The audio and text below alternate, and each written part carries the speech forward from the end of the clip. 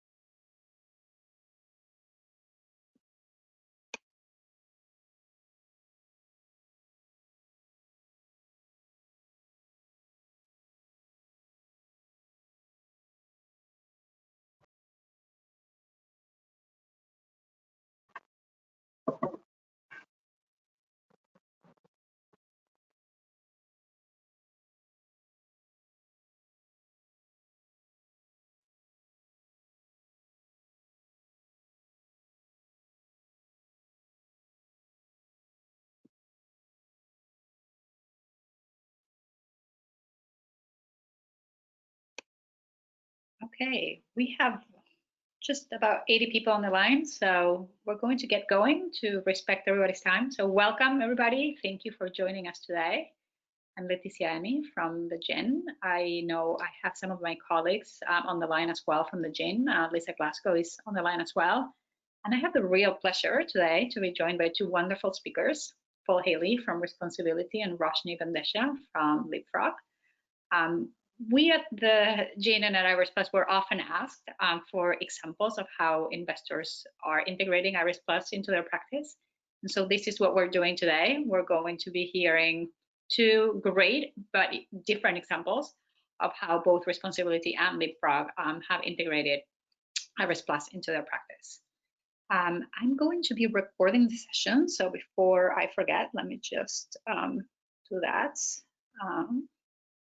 If I can find where is the record button, I will record the session. This is a new platform that I am using, so I apologize for that. Just give me 1 second. It's saying that the session is being recorded. Oh, okay, great. Fantastic. Go to webinar, knew what I wanted to do. Excellent. So then we're going to get started. We just a few housekeeping notes. The way GoToWebinar works is that it keeps you all on mute. This is to preserve quality of sound and so that you can hear it loud and clear. But we do invite you to please use the chat box. You should see this in your little control panel. There's a chat box. Any questions, any thoughts that you have throughout the webinar, please send them through the chat box so that we can address them when we open to Q&A. The plan for today is to start with a super brief Iris Plus update so that you know where we are in the development of Iris Plus. And then we'll just use most of the time to hear about the experience of LeapFrog and responsAbilty, and then we'll go into Q&A. So a very quick update on our end. As you know, Iris Plus is an ongoing development. There are 3 different areas that we work on. I would say the first one is on thematic coverage. So as you know, we are on ongoing development of new themes. We'll run this through the Navigating Impact project first, and then that work gets integrated into Iris Plus. This is the work that Lisa Glasgow, which most of you know, leads. We're currently working with the ILO on quality jobs, with Ceres on climate change mitigation, and with water.org and water equity on WASH. So if you're interested in taking part of any of these, please ping us and we'll get you included. The other big bucket is around alignment. So you probably have heard us mention that Iris Plus is aligned with 50+ different frameworks and metric sets and principles and whatnot. So the ongoing update of this work is important for us, as we want to make sure that data is interoperable and that data can translate between systems or frameworks.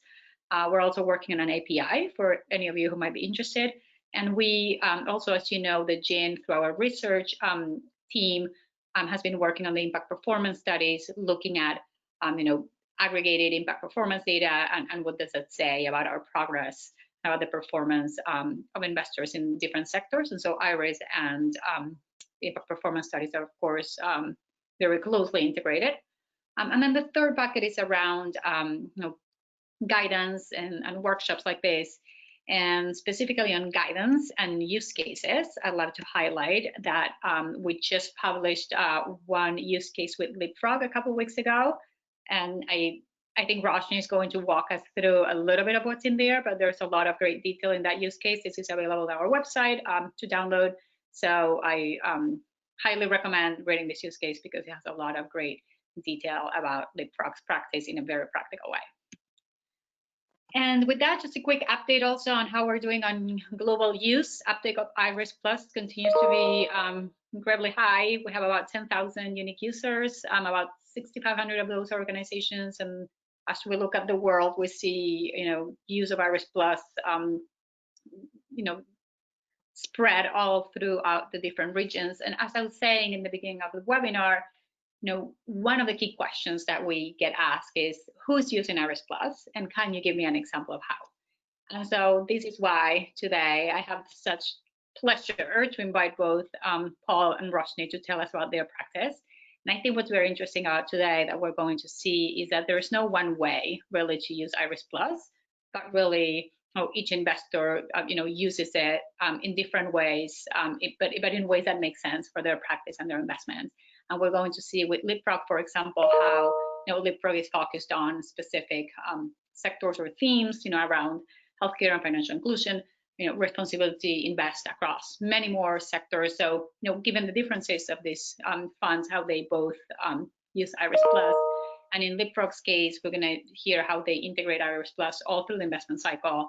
And with responsAbility, we're going to see how they actually have used IRIS Plus to influence the development of an impact scoring system.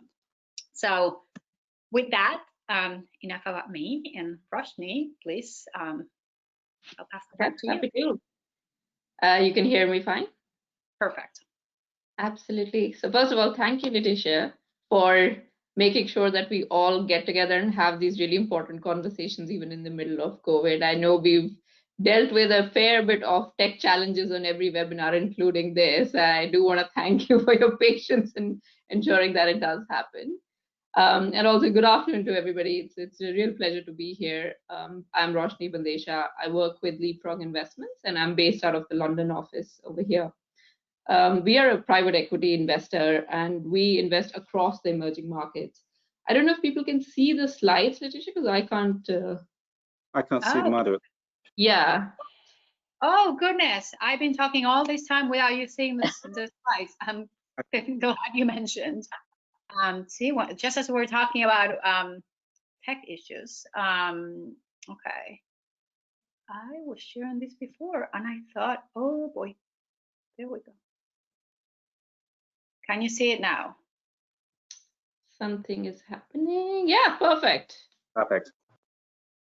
Apologies that before when I was walking through the IRIS Plus update, you were just looking at my face and not our beautiful slides. But glad you told us that 9 minutes into the webinar and not 50 minutes into the webinar.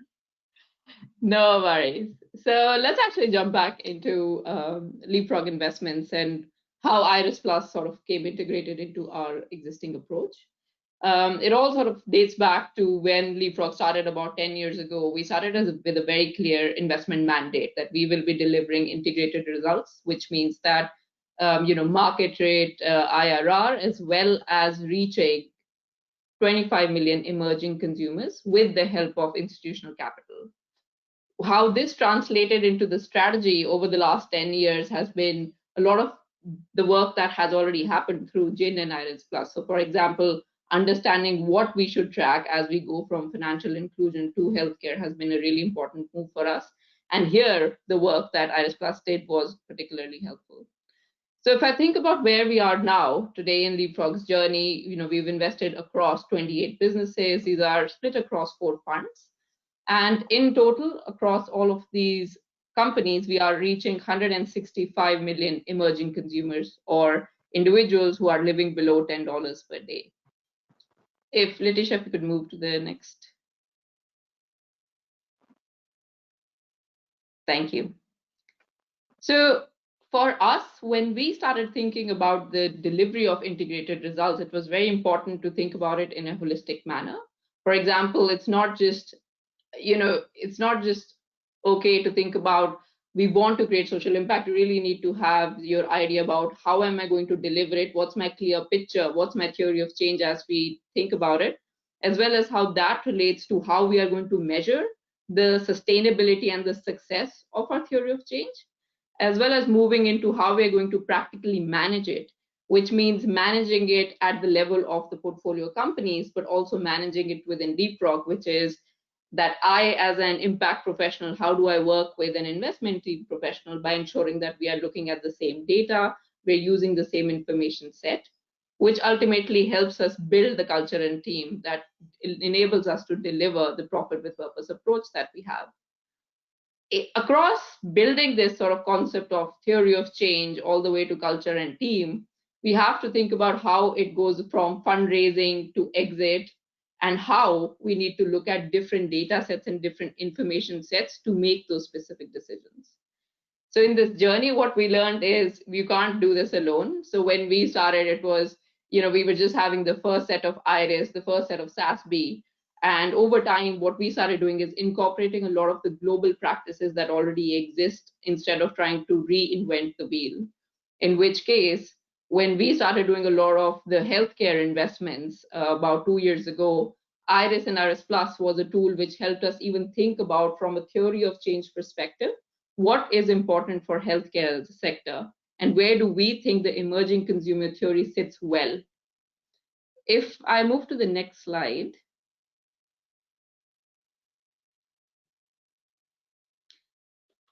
What I'd like to do right now is walk you all through what happens from a diligence perspective and how that translates into investment management for us, and where IRIS Plus plays a role over here.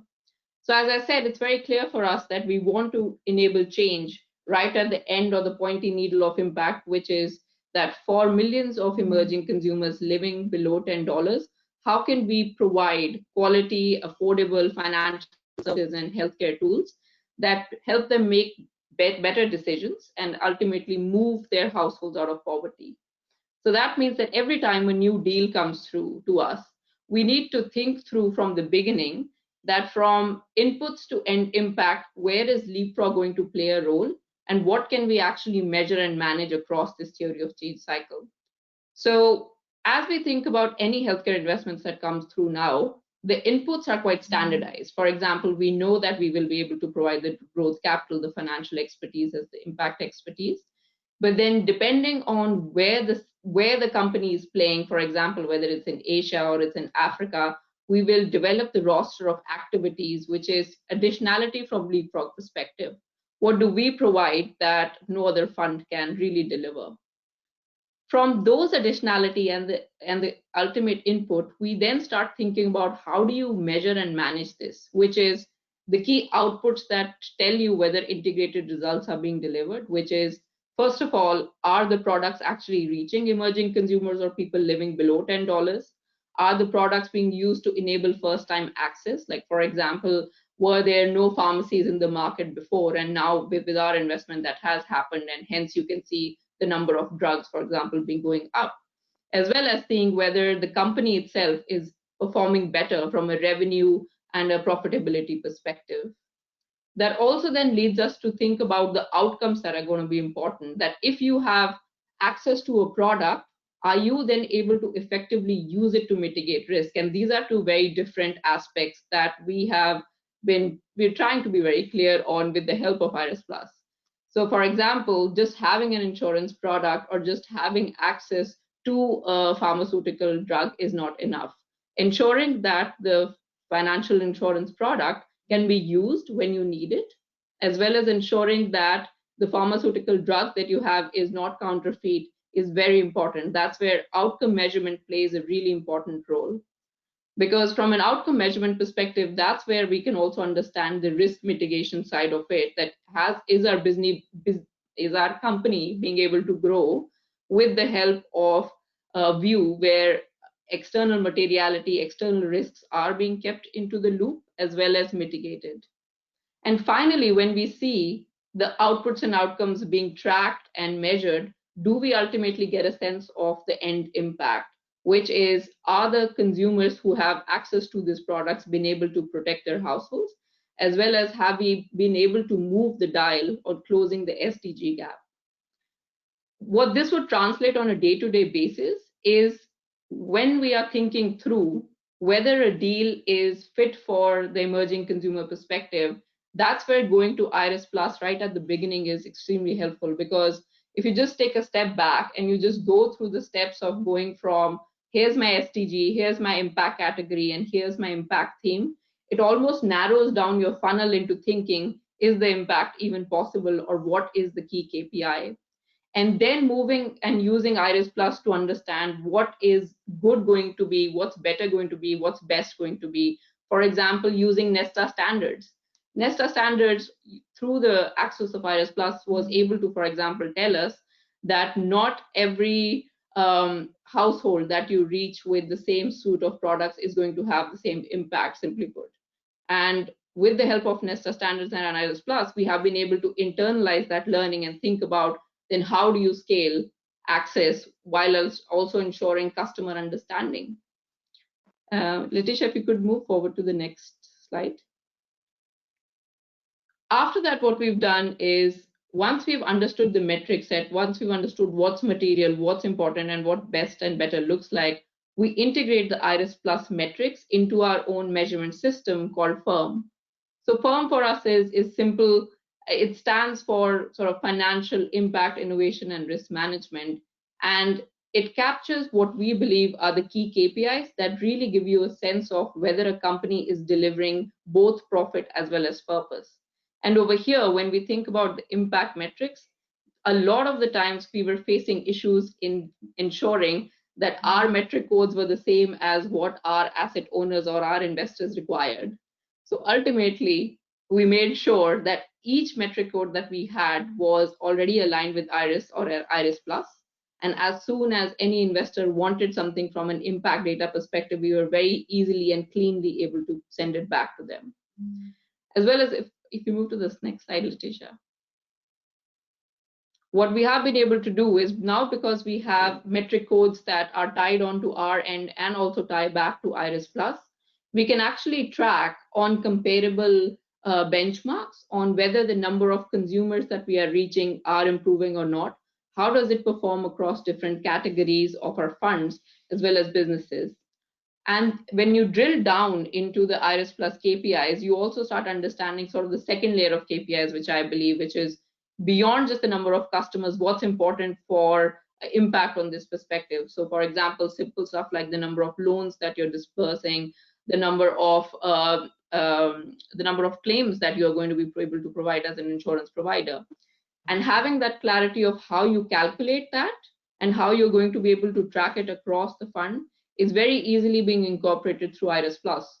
So recently, we also sent the Iris Plus dashboard to one of our portfolio companies to just ensure that we were speaking the same language and they could see that this is the metric code, this is why LeapFrog is asking us, and here is any kind of confusion that we had in the past which can be removed.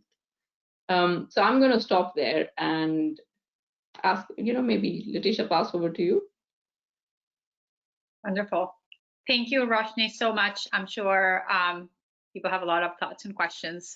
So I'm going to ask you to please send those through the chat box. We're going to go to Paul to hear the responsAbility example, and then we'll open up to Q&A. But thank you, Roshni. It's so incredible to see, in such practical terms, how Iris Plus is used and how you have integrated all through the investment cycle.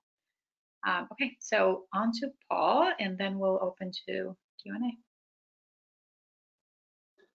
Perfect. Well, thank you very much, Letitia, and thank you very much, Roshni, as well, and fascinating insight into how LeapFrog has integrated Iris Plus.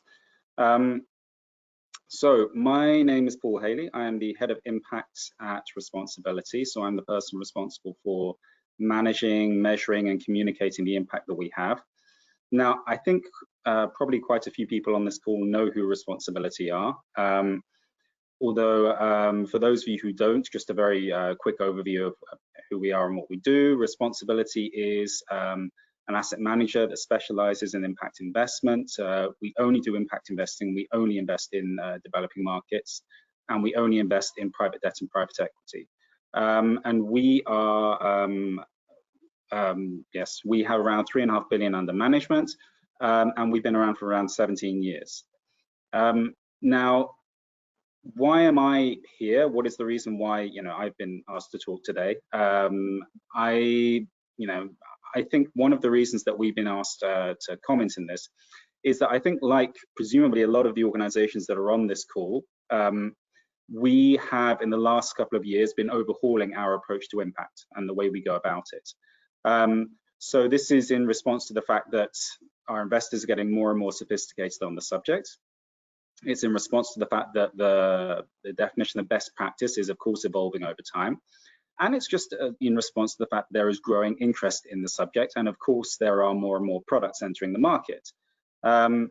So up until this point, our approach with regard to impact management and measurement has been a little bit more case by case. We've had an approach that has varied according to the product, according to the underlying, according to a lot of other different elements. If we go on to the next slide, please, Leticia. So now, of course, on the other hand, trying to move from something that is case by case, very product specific, to something that is, really holistic and is coherent and consistent across all of our products is actually a little bit of a challenge for us in some respects. And the reason for that is that, well, on the one side, as you can see here on the left-hand side of the slide, we are, yes, we're present in 3 different topics, but those topics incorporate quite a few different business models and areas. So in the case of financial inclusion, that incorporates microfinance institutions, SME banks, it incorporates fintech, leasing. In the area of sustainable food, we invest across the whole agricultural value chain, across more than a dozen commodities. And in the area of climate finance, we're investing in on-grid, off-grid, green lending, and all of this in debt and equity. So on the investee side, then, we're incorporating a lot of different business models in a lot of different contexts. As you saw from the previous slide, we're present in 75 different countries. Then on the investor side, as you can see, our investor base is quite split. I mean, it's more or less a relatively even split between retail investors, which is what we mean by wholesale here. Most of our wholesale investors are on the retail side, institutional investors, and then on the DFIs. So what this effectively means is we're trying to create an impact system and structure that is credible and coherent for a very wide range of investors, with a very wide degree of understanding and sophistication when it comes to the topic of impact, and across a very wide variety of business models in a lot of different markets. Which means that above all, as you can see from the title of this slide, we need something that's flexible. That is quite a key element for us. Flexible, but credible. So if perhaps we go on to the next slide then. And this is the side where I'm going to spend most of the time on this. I don't want to daily you on with slides, and I don't want to get too much into the weeds of our exact process. So it is fair to say, I think, that we are huge fans of Iris Plus. I wouldn't be here otherwise if that weren't the case. But at the same time, I wouldn't say that we follow Iris Plus as a system that we follow to the absolute letter. So my apologies already to those of you who are Iris Plus purists. First of all, it's fair to say we find the concept of the impact strategy to be an extremely useful one. We have therefore systematically gone through every single one of the 15 or so products that we have. And I say product deliberately, by the way, because we have funds, but we also have bonds that we issue, for example. And for every one of those, we have attributed 3 impact strategies, which we feel are the 3 different ways in which that product has an impact. And now, of course, those strategies and that concept was something that was already present in our impact narrative for each product. But this is a way of us making it kind of a little bit more coherent and consistently set out. So it's something that is that can easily be viewed side by side across all of our products.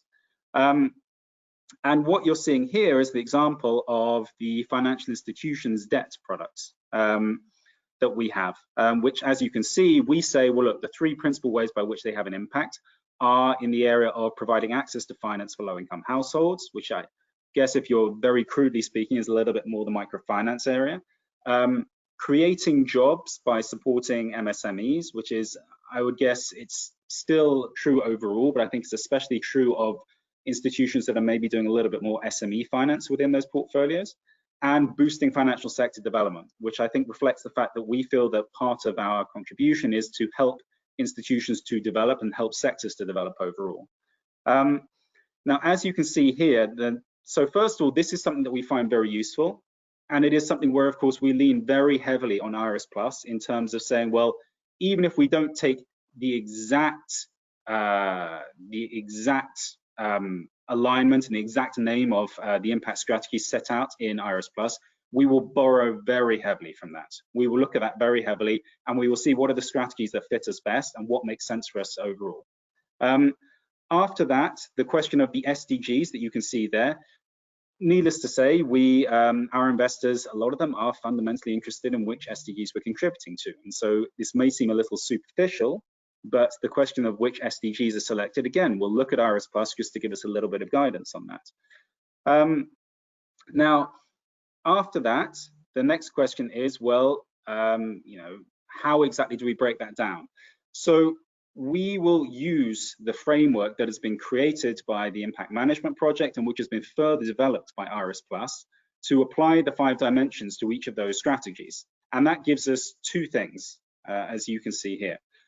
First thing is, yes, as we said before, a general impact narrative, a general conceptual framework for each one of the strategies that we apply. So that for our investors, when they want to know, well, look, how do you have an impact? When they want to know on a conceptual level, we can say for each one of those products, here it is, we break it down across the 5 dimensions.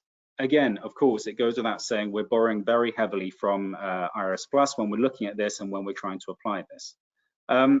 The other thing that we end up creating across this framework is an impact scoring, which is effectively something that we generate using a selection of metrics, which we apply across each of the dimensions, which you can see on the right-hand side here.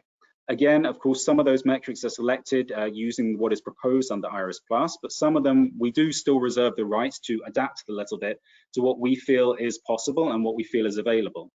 And this is, I think, the practicalities of what is available from a data perspective is something that does play its part here, nonetheless. The reality is we have, for example, in this portfolio that we're looking at here, we have somewhere in the region of 200 different counterparties.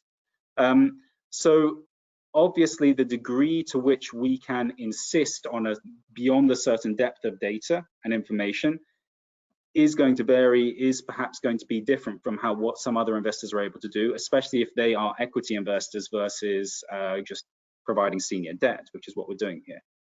And so this is what we end up creating. Now, the metrics, as I said, it's not always exactly in line with what is proposed under Iris Plus. For example, here we have, I think, a little bit more focus on the question of context. So, for example, under the what and the who dimensions, here we're going to be focusing a little bit more on metrics that aren't necessarily specific to the investee and are more specific to the context. But at the same time, we are, leaning very heavily on Iris metrics in some of the other areas. And I would say there's also 2 additional elements that are extremely important. The first is, of course, like I hope all of the organizations that are on this, wherever possible, we are using Iris definitions for our metrics. We obviously, in my case, I've been with responsAbilty for nearly 10 years now. Overall, as an organization, we've been around for 17 years. It really is such a help to our investees if everyone is able to coalesce around the same set of definitions. If everyone has the same definition for an average loan size, if everyone has the same definition for what constitutes a borrower. And Iris Plus has played such an essential role in trying to make that happen. And now, as Leticia said, with the fact that Iris Plus is aligned with so many other sets of standards and metrics, honestly, there isn't much of an excuse for doing that anymore unless the metric just purely isn't covered within the Iris Plus catalog. Now, from the sounds of it, this, if it isn't covered, at some point it probably will be with the additional work that's being carried out. And there are other frameworks out there. For example, in the area of off-grid energy, we also use Gogler definitions sometimes as well. But this has been very useful. And for anyone who thinks that, well, this is an obvious thing to say, I would say, well, look, if I were to say to everyone who is present on this call right now, how exactly do you calculate a gender pay gap? I'm willing to bet there's probably going to be quite a few different definitions that will be out there. So hence the fact that I think it is a real service that we have this database to draw on, and it's one that we use very heavily. After that, the other elements that we use quite a lot, which I think is probably one of the more underrated parts of the RS Plus framework and what is out there, is the research base which underlies it. And we find this is something that is incredibly useful on a couple of areas. First of all, in terms of trying to justify our choice of metrics. And second of all, just in terms of trying to explain and provide references overall to our impact narrative and concept. So that research framework, which is available within the RS Plus setup, is something that we found very useful. It's also something where, given that I am increasingly seeing, for example, in some of the requests for proposal that we're getting, a more or less explicit reference to, okay, provide us with a narrative that is broken down across the 5 dimensions, the fact that you have, therefore, a set of research that is similarly broken down and which is similarly applicable to each of those strategies means that, frankly speaking, it's a lot easier to answer those questions. So hence the fact that we're able to incorporate all those different elements. So this is, I think, some of the ways in which we've applied Iris Plus, and, you know, frankly speaking, the ways in which we found it extremely useful for what we do. If we move on to the next slide.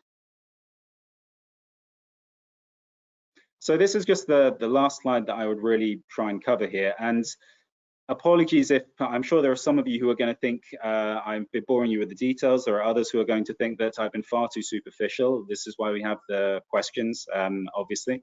But just to give you a very quick overview then of how the scoring that I mentioned works within our process as well. When it comes, and this is perhaps going to seem very simplistic, again, as I mentioned, flexibility is key for us. So we have to be credible, but we have to be flexible. So the key point that I'd want to really underline here is the fact that if we generate a score, as I mentioned, for each of the 3 strategies for each product, after that, if we find that there is a product that is unable to provide a convincingly good score, that is not above the relevant threshold on any of those strategies, then after that, it goes to a discussion pre-due diligence. And that pre-due diligence is critical, of course, to make sure that our operations are efficient. So there will be a discussion before that where effectively the investment officer has the opportunity to sit down with us and is able to, make a picture to say, guys, look, it's a big portfolio. This is a very special type of business model. This is why the impact scoring doesn't fully capture the impact of this. But if they're not able to be convincing on that, then we don't go to a due diligence effectively. If, on the other hand, they can make a case for it, then that's something where we will say, okay, proceed, but here's a big long list of questions that we'd like you to ask. And that's more or less how it works. I don't want to, as I said, I don't want to get too far into the weeds of things, but this is more or less how it goes. So overall, the idea is that, as you've seen, we are trying to create a holistic system that cuts across all these business models, that cuts across all of our different products, that is comprehensible to all of the different investor types we have, but is still something that can make us, can really show off the impact that we believe we are genuinely having. And as you've heard me say the words Iris Plus about 20 times during the course of this presentation already, you can tell that Iris Plus has been significantly helpful in allowing us to do this without necessarily tying us down to something where we have to apply every single letter of the law. And therefore provide something that is adapted to what we want to do. So with that, thank you very much, and Leticia, over to you. Super, thank you, Paul. So I think as we can all see, these are just 2 very different examples of how both LeapFrog and responsAbility are using RS Plus, and both adapting it to fit their needs. And I think that's what also is really interesting. And as we said in the beginning, as Paul illustrated, there's no one way really to use RS Plus, but really is, for all impact investors and, stakeholders in the ecosystem to use it in a way that, that serves their needs. So with this, we're now officially open to Q&A. So please send those questions through the chat box. I'm going to start reading a few that came in, and please either use the chat box, or if you don't find the chat box, which I encourage you to find it, there's also you should see a little sign of a hand, and if you click on that, that's like raising your hand, and when doing so, we can unmute you, or you can unmute yourself. I am new to GoToMeeting, but we'll find a way to make sure we can hear you. But if not, in the meantime, please also use the chat box. So one question that we have here is, Paul, this is for you. What was the impetus for creating the impact scoring? And can you tell us a little bit about what was the process for developing it? Sure. Really, I think when it comes to creating the scoring, our main objective was to, as I said, first of all, create something that was really consistent across the board. I think one of the other sparks for it is, of course, the fact that we have signed up to the IFC Operating Principles for Impact Management. And I think between that and the general trends in the market, there is, to be absolutely honest with you, I think what we really wanted to do was demonstrate just that little bit more clearly how, you know, the intentionality behind our investment strategies. So it was a question of that, and also providing something that could coherently demonstrate this across, you know, across all of our products and throughout the life cycle of the investment. In the long run, one day, I hope, the idea is that obviously at the same time, we would like to be able to go beyond this and say to people and offer other investment strategies that are perhaps cross-cutting and that perhaps allow us to look at that perhaps allow us to compare certain impact topics from product to product. So one example would, of course, be the question of gender equality. There are topics, there are metrics, there are elements that I think are common to all of our investments, which we do look at consistently already. We already gather data for. And the idea is that in the long run, for example, something like that would be something we can apply consistently. So this was really a little bit the underlying rationale and ideas behind it. The process itself involved us, talking to a lot of different people in the market, trying to talk to a few of our investors as well. And obviously, part of my remit is to try and engage with industry initiatives and try and work out what was ongoing. One thing I would say is that obviously our feeling was that the IMP framework and the IRIS Plus framework were the right frameworks for us, and it had fitted to what we were doing quite well. I don't want to sound smug at all, but I think that has been borne out. I think our decision to go with that, and our decision that this, to our mind, also was starting to be recognized as best practice within the industry, has been borne out a little bit. As I said, due to the fact that we're seeing it more and more used elsewhere.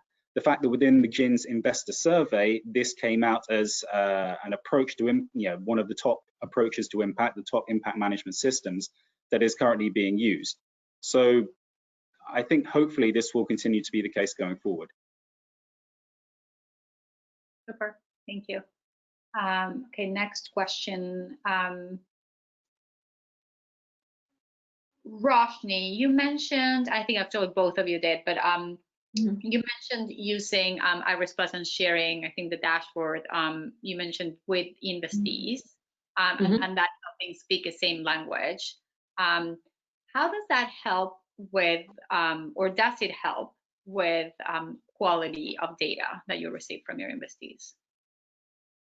No, definitely. I think because, as Paul was saying, the definition of the metric itself is often the hardest hurdle, because we are direct investors, so we have the capability of working with our businesses to build their MIS system so that over time they are able to create a lot of the data that we require, both on financial and on impact side, even though they may not be doing it at the time of investment, right? And at that point of time, using IRIS Plus as the common benchmarking or the definition is really helpful, because then what happens is, even if we exit, or not if, even if when we exit, the company themselves can continue to benchmark themselves or roll back upon what is the industry standard and keep it going. And that also ensures longevity. So it ensures that the business itself starts learning that there are other data points outside of just financial metrics that you can look at and drive performance with.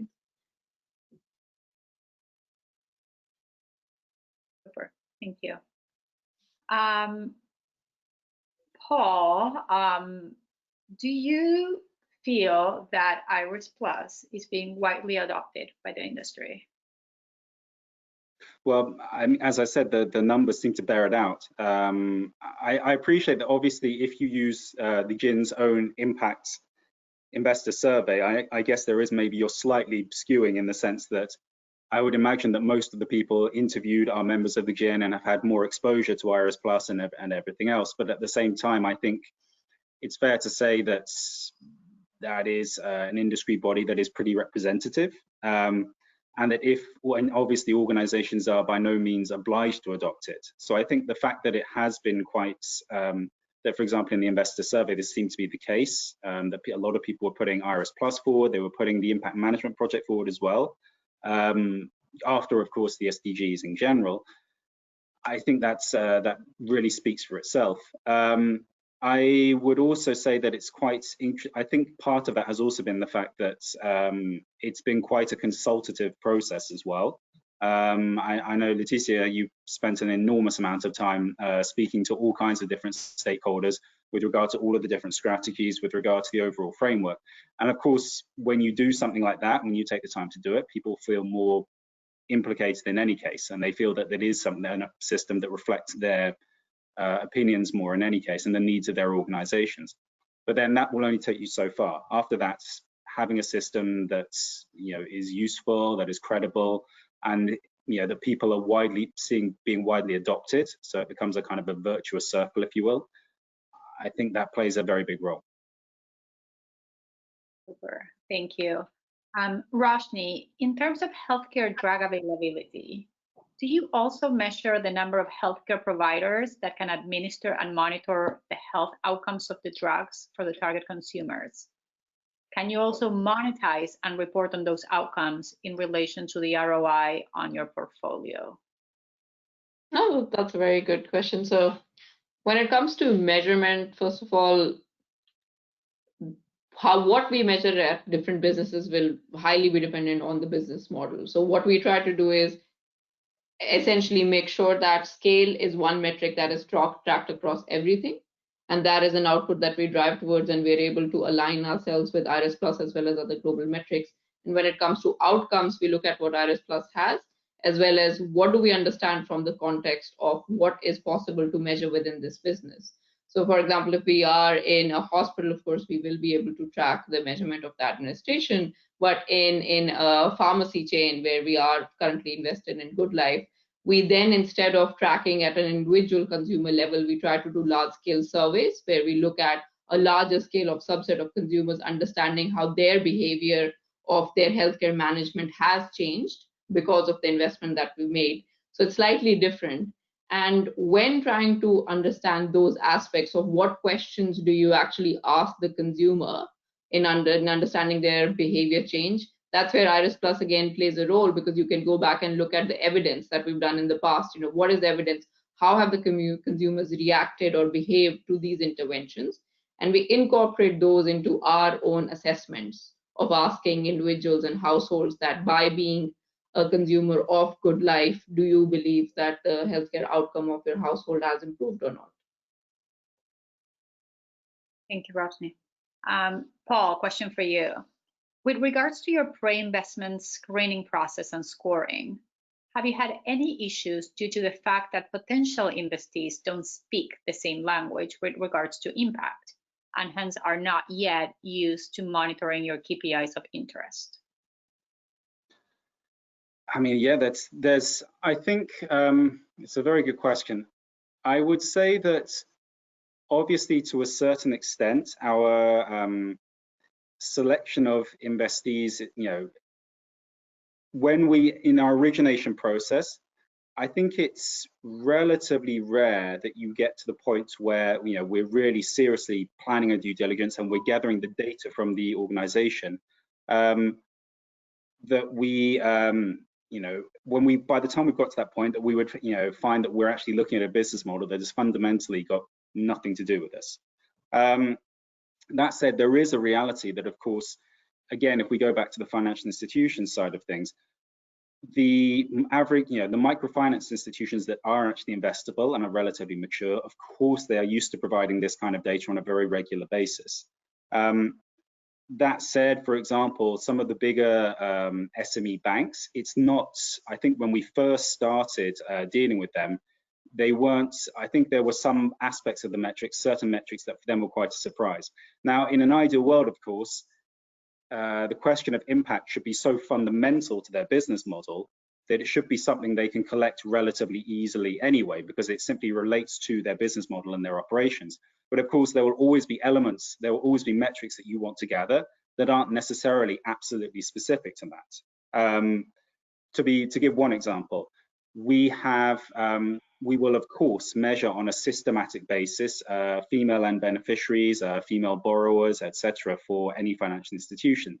Some institutions, of course, it is part of their mission. They not only want to reduce financial exclusion, they also want to specifically target female borrowers. Other organizations, it's not necessarily a specific target of theirs. They're looking at the broader issue of financial exclusion. Nonetheless, we will of course ask the metric. We want to know, that. And so you would say that it's not something that's fundamental to their business model, but it is still an important metric for them to gather. Now, over time, what has been quite interesting to me is that the SME banks that we're financing, there maybe were one or two that were struggling to gather the data at the beginning. But of course, then we very gently make the point, well, look, this is important. You're hearing this from us now, you'll be hearing it from other lenders tomorrow, kind of thing. And now you're getting to the point where not only are they providing this relatively easily with that, with no issues at all, but you're seeing them produce their own CSR reports where they are putting these numbers front and center. So we are seeing quite a few institutions where there is that active evolution, and I think that's quite an interesting change within the market. After that, yes, there are always going to be metrics that we perhaps introduce to our data collection process for the first time, which the feedback will be quite patchy. So then that's a question of us making a decision about, is this a metric that's important to us? Is this a metric where we really do think they should be able to provide it? Or is it one where we have to probably hold up our hands and say, look, it's not absolutely central to our impact narrative and to what we are trying to do, and the feedback was quite patchy. Perhaps it's not one that we collect next year. Excellent. Another question says, is there a version of Iris Plus for investees? Seems that the process of due diligence will be more effective if the investees understood the basics of Iris Plus to communicate the impact of their product or services to investors. So I'm going to take a little bit of the answer, but I would like to actually hear from both Paul and Roshni how this works in practice, because Iris Plus is built in a way that can be used by anybody. It's not just for investors. So any enterprise can perfectly use Iris Plus, and actually many of them do. So they can already be using this. But I guess my question, Paul and Roshni, do you ever during due diligence mention Iris Plus or direct them to this, or has it ever happened maybe that an organization was already collecting Iris metrics? So how can you do this from the due diligence process so that you don't have to do it later on? I can go first. So for us, I think at the time of diligence, we are quite keen to ensure that there's no confusion. So that's the point of diligence. We have to ensure that everybody speaks about LeapFrog's firm framework where we are measuring, and it is aligned with Iris Plus as well as other standards. So we make sure that our investee businesses understand the link between what are they signing up for, what is firm, and how does that connect to the broader picture. Where we've seen Iris Plus become a standalone product for them is recently one of our investee companies was looking into fundraising from external investors, and they were doing a lot of the work on creating their pitch decks and really creating their own impact narrative outside of the investments that we had done. So at that point of time, we found using Iris Plus as the common ground for them to build their own profile and really go down the stream of thinking through outputs and outcomes and evidence was very helpful, because within the first conversation of giving them Iris Plus and receiving back an updated deck, you could see the clarity of their communication coming through. Over time, what I've seen is as we scale and as we update the metrics that we do on an annual basis, when we add new metrics, we often tell our investee businesses, where does this come from? Why have we added this particular metric? And often it's an IRIS Plus metric, so that they get in the sense of that it's continued to be aligned with international practice. And if they want to delve more into it, here's what they can get on the web about it. So I hope that it becomes more standardized. I hope that it's so clear and easy that you could just send IRIS Plus and that was it. But it's still like takes a bit of conversation, but once people get it, then they can really run with it, which has been the proof of concept that we've been able to see. Super. Another question says also, what frameworks and outcomes are LPs looking for, and what do you do when those are not included, maybe on the frameworks or outcomes that you have already identified? Well, again, I think it really does. From our, I can speak from our side, and it's varies a lot across the type of investors we're getting. I mean, if you have an LP, if you have let's say if you're looking at a private equity product, then yes, typically they are really looking for signs of, okay, as far as we're concerned, they're really trying to see more what we're doing in terms of engagement and additionality, and they're really trying to see what we provide within those areas. The specific frameworks, though, it varies enormously among our investors. Some of them will definitely come in and say, okay, guys, IRIS Plus, or they will ask questions about other frameworks that are out there in the market. Some of them will just have a very much more general attitude. So our experience so far has been that tends to vary. As I've said, I've certainly found, especially that from our side, the foundations and the DFIs seem to be moving more towards, if not IRIS Plus, at least the IMP framework. And then on the retail side, on the wholesale investor side and the distributors, I think there maybe it's not quite as specifically focusing on that, but at the very least they're embracing very much the SDGs as an idea and as something to aim for.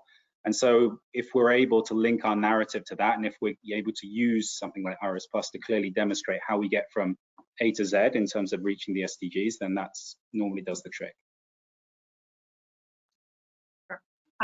Okay, now the question. There's so many amazing questions, so I apologize that we're not going to be able to get to all of them, but I'm doing my best, and I think this shows also how much interest there's both on what you both shared. Do you hire or use third-party organizations to verify the data provided by investees, or do you rely mainly on self-reported data? I can talk about LeapFrog on this front. So we get the data directly from our businesses, and we get this almost like on a weekly, monthly, quarterly basis. And a lot of time, the data verification itself is done by the investment teams who are often on the ground, as well as the impact team who go on the ground to understand how the data is moving. It's often like the ideal for us is if we can verify the impact data on how well it is integrated to the financial performance. So often it's quite cheeky, right? If you see that your revenue is actually going down, but your number of customers are continuously growing up and low-income consumers, that's when you start seeing like, something's wrong, guys. So even though you can't go and say and verify here's every consumer, but you definitely do the trend analysis quite thoroughly and robustly to get a verification, as well as we use on-ground interviews to get a sense of whether what the narrative we are hearing from the company is actually true. For example, from a quality perspective, we would be on insurance products looking at how many claims are being made, right?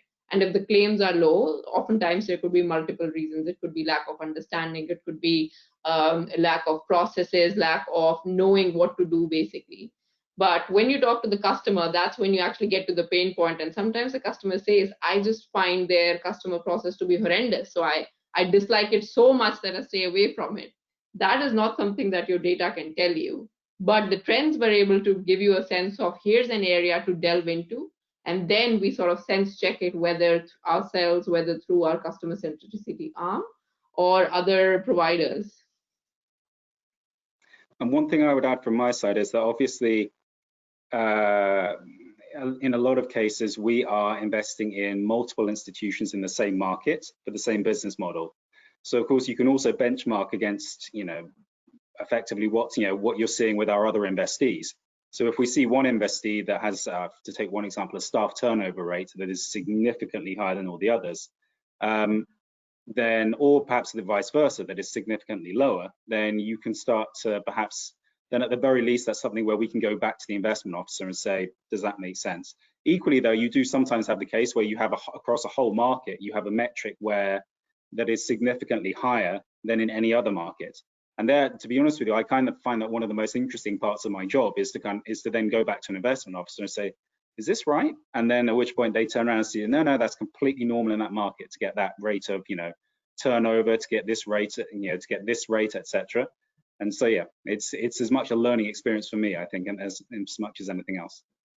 Yeah, Paul, I don't know if you've had the same experience, but we've also been able to benchmark that for, potential investments. Like sometimes you get decks in which the data just doesn't make sense because it's so different from what your entire portfolio has experienced in the same market. And at that time, either you can use something like, here's a common definition, and perhaps we're not saying the same language, but that was often a confusion previously, but now that's cleared out a lot, and people can really, truly look at the same data set. Yeah. No, I think we've certainly encountered that in places. It's the certainly you do see some of the numbers coming in, and they can be a little bit startling. And then then you do really want to have to sit down with them and say, look, are we sure about this? So the numbers that you're getting in here. As I said, it can be a little bit harder for us to do that on a systematic basis for the larger FI debt portfolios we have, or things like that. But for the smaller equity portfolios that we have, we do, obviously, because it's a longer due diligence process, you have more of an ability to really sit down and look at it in the kind of granular detail that that would really pull those kind of things out. Great. Couple more questions. How do you report impact at a portfolio level with many different SDGs being tackled and many different impact metrics?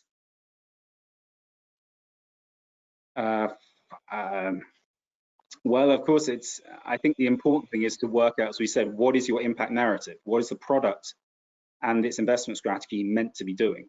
What is your, as Roshni said, what is your theory of change? And then after that, the question of, okay, which SDGs are you going for? I mean, I think in most of us and in most of our competitors' cases, yes, you quickly alight on, okay, well, this is what we're trying to do. And it is a target, therefore it is primarily contributing to this SDGs. And yes, there are some secondary SDGs, and aside from that, and then it all flows from that logically. And then the question of which metrics do we select is simply a question of, well, which metrics will adequately demonstrate that we are achieving what we're meant to be achieving. And this is, I think, where Iris Plus gives you a bit of a shortcut in that regard. It allows you to say, well, look, here is a pretty common industry definition. I think when there are a lot of actors in our space, but everyone has a slightly different set of stakeholders, a slightly different approach. And Iris Plus is quite a good way of anchoring you and trying to come up with, okay, no, this is best practice in the industry. This is what you should be aiming for. So it's been something that's been very helpful in that respect. And then after that, it's just a question of, there's as the saying goes, know yourself, and after that, everything flows from there, basically. Sorry if I'm sounding a little profound and philosophical here. It's not my usual approach, but this is what we found, basically. The first step is just work out what you are meant to be doing, the story that you are telling. And then in the end, as I said, it's just a question of communicating that. We have been investing in microfinance and SME finance for 17 years now. As an organization, we know what we're doing. We know fundamentally what we're aiming for. It was just a question of ensuring that was systematically laid out in the right way. And then after that, everything else in terms of SDGs and metrics flows from that. Okay, I'm gonna do two more. There's so many. For data collection, do you have opportunities to speak with the actual targeted beneficiaries rather than just the investors? So in LeapFrog's case, yes, that's part of our diligence process as well as our value creation, which undertakes. That's, I think, primarily driven by the fact that emerging consumer is the core sort of theory of change, or the reason why LeapFrog exists, right? It is very important for us to ensure above all that the emerging consumer is protected. They are getting the products that they require at the affordability that is relevant for them, right? So if we were not listening to them, we would actually be leaving out a huge opportunity as well as risk. And we have in particular sort of gone down the route of speaking to, even if it's a small set of customers, but at the point of diligence, understanding where can we actually create value between the next 100 days of investment, as well as the next sort of 5 years. And then we sort of top it up annually, and we try to break this down into 2 different data sets that we're capturing from customers. And I think it's quite important, because the first data set is what I believe are short-term operational outcomes. If you ask a customer that how long did it take you to get this product, the customer is going to give you like 20 minutes, 15 minutes, and that's going to give you ideas that how do I change 1 or 2 things to make the process a bit better or efficient for the customer. And then there's the end outcome or the impact that we measure, which is separate. So the kind of questions we're asking at that point is, you have been, a customer for this particular company for the last 2 years. Have you actually been able to increase your ability to save? Have you been able to increase your ability to make your family more financially resilient? And the timing and the data set that's collected over here is incredible, but it needs to be done at slightly different time zones as well as, timelines, as well as where it is used for decision making.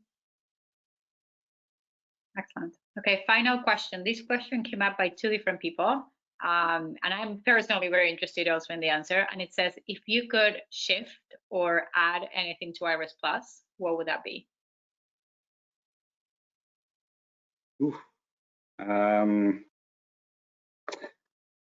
That's a very good question.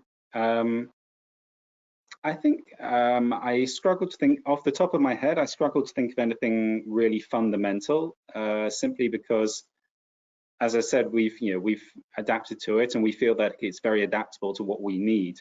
There are, of course, there's the odd instance here and there where there's a metric that we want that isn't necessarily covered, but in most instances, as we've said, we can do that. Obviously, also, if there is a metric that we want that isn't covered, that probably implies that there's not too many people asking it, which A, should make us pause for thought. It's always dangerous to assume you're smarter than the market. And B, frankly speaking, it should make us, it should maybe make us, it's maybe not as much of an issue if we use our own definition. It's not as much of a burden on the investee. But otherwise, I would say that it's been a system that we've been able to make it work for us with relative ease. Roshni, perhaps you would enlarge on your side. Yes. I don't think there's much more on the Iris Plus side that needs to be done. I think you can obviously increase the user experience when you're going through the different models and doing the SDG analysis and going down the track. The most critical piece that we can see from a success perspective is how well are the investees and the businesses able to adopt it in different languages in a way that doesn't basically hinge the fact that you will start using Iris Plus when an impact investor comes in. It should be so common for investee businesses that actually, as an investor, you go in and you invest anywhere. Everybody at least speaks the same basic language. So I would flip it and I would be like, now how do we make this more for the companies? How do we make this more emerging market focused as well as developed market focused that attracts these businesses to themselves want to start tracking it? I would say one last thing is, obviously, that as you said, because you're aligning it more and more with other sets of metrics, it's what's going to be interesting is to see that overlay over time and see how, just see more kind of feedback on best practice and on people's experience in combining different systems with Iris Plus.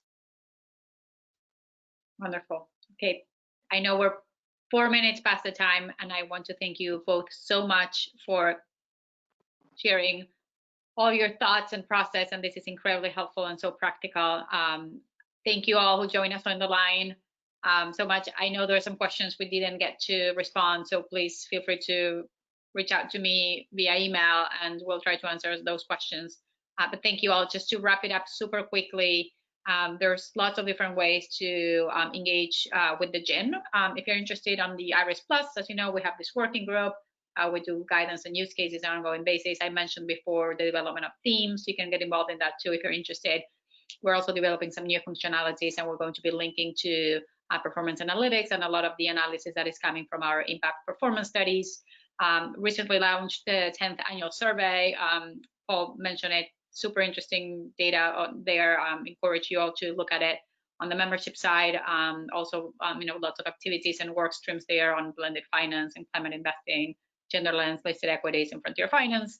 And then the R3 Coalition, it's a new effort. It starts for response, recovery, and resilience, and it aims to coordinate and accelerate the response investments in response to the negative effects that are coming out of COVID-19. And so in that, we're doing virtual co-investments with convenings, and as well as partnering with research to do issue briefs and knowledge exchange. So a lot of things on our end, and happy to share with you all. So if you want to get involved in any of these, just reach out to us. And one more time, thank you, Paul and Roshni. This has been incredibly helpful, and thank you all for being with us on the line. Thank you. Thanks, Radisha. Thanks all. Thank you, everyone. Bye-bye. Bye.